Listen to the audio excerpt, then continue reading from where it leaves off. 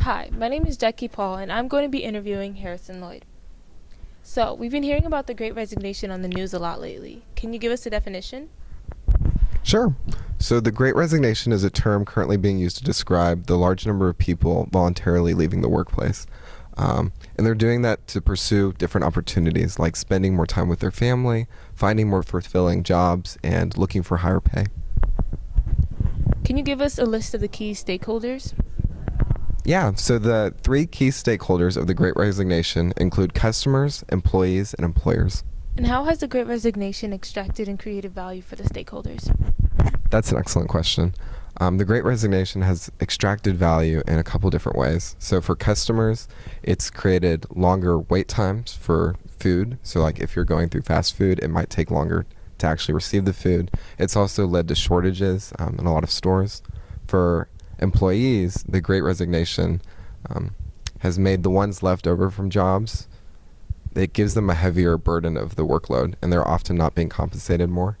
And then for employers, obviously, high turnover is a big issue. Constantly having to invest in new employees and invest in more time is very challenging. And for created value? For creative value, especially with employees, it's given them more opportunity to find what they want to do with their lives. So that includes spending more time with their families, demanding more flexible work hours, and then also finding jobs that are higher paying. It's given them a break from their current job to look at other things.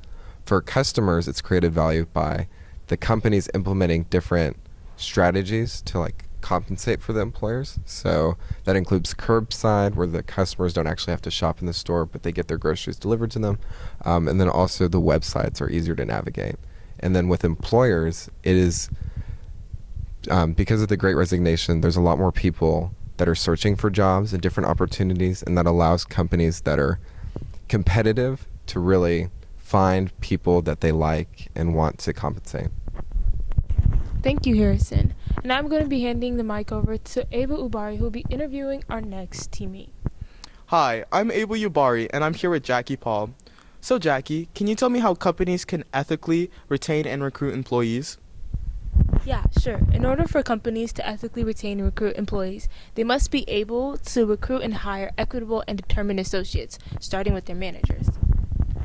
Okay, awesome. Thank you. So we recently had an interview with Lynn Kober, and he said that employees don't leave companies, they leave managers.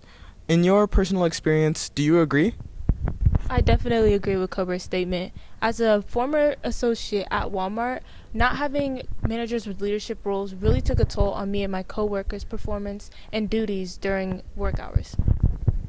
Okay, perfect. Thank you. Now that we've heard from Abel and Jackie on how companies can more ethically recruit and retain employees, could you talk a little bit about the limitations within their suggestions? Well, sure. I would say that the biggest limitations would be a lack of time management, lack of resources such as money or connections. I would say a lack of the workforce available, and I would say lack of flexibility, especially in this time.